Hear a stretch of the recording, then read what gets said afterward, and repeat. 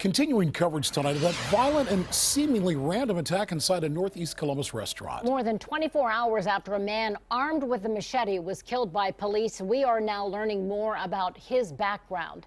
We have team coverage for you tonight. NBC4's Reneé LaSalle talked to a witness who works at a restaurant in that same shopping center about what she saw in the moments before and after that attack. But first, Dan Perlman met with a friend of the suspect's family. He's live at Columbus Police Headquarters now with what he found out about that man. Dan?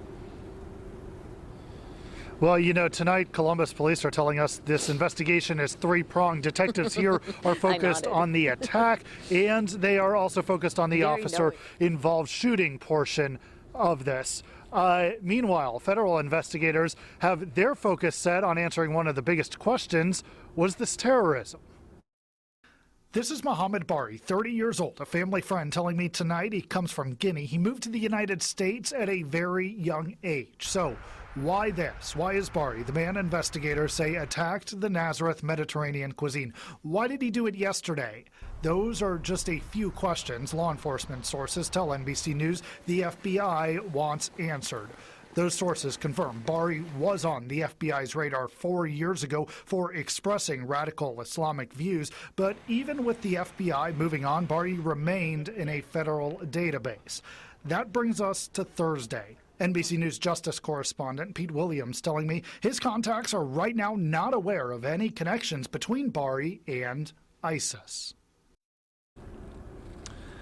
And those law enforcement sources say it may turn out Bari was inspired by several factors. A little bit more on him. That family friend tells me that he spent some time living in Philadelphia before he came to Columbus. His family is actually out of state, his parents, that is. They are expected back here in central Ohio sometime tomorrow. You know, this is one of those stories that really has several different angles. While we're looking into the possible ties to terrorism, a lot of healing is going on as well. NBC4's Reneé LaSalle joins us with that part of the story right now.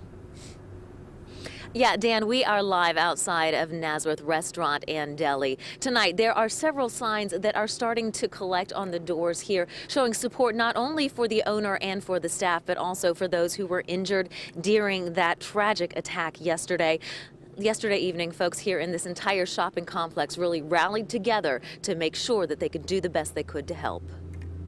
Some guy pulled out a machete and started stabbing people. I ran out with my kids. Nearly 24 hours after that brutal machete attack at Nazareth Mediterranean Restaurant, the scene is vastly changed. Dondra Cochran was working a few doors down.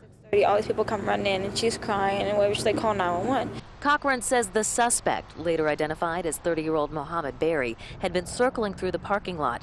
The crew at Tim Hortons had noticed him and were uncomfortable. This dude had came in here earlier and was acting kind of funny.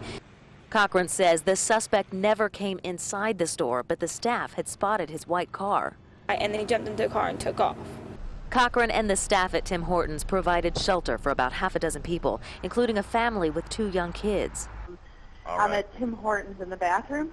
Meanwhile, the calls poured in. Hi, I was at Nazareth, and a gentleman came in with a machete and started hacking at people. So he came inside and stabbed multiple people with a machete? He came in and attacked the guy with the machete. Police cleared the scene, and Cochran and her co-workers went home. 24 hours later, it all seems surreal, but she thanks the first responders and says she's not afraid to come back. Right after I got off the phone, before he even hung up, there was 3 squad cars up here. And the dude was already gone, but squad cars were still coming. Even though the dude was gone, they still didn't put their guard down. Now, back here on the scene, folks in this shopping complex will have their guard up for quite some time. But you can see the owner promises to be back on Monday. He even thanks the community for the support and says, "Love you, man." And over here, there was one more card from a family, at least one family, promising to come back to show their support when they are back open. So again, so much support for this staff and the owner of this wonderful restaurant, and also for those who were injured in last night's machete attack. Reporting live from Gahanna, Reneé LaSalle, NBC4.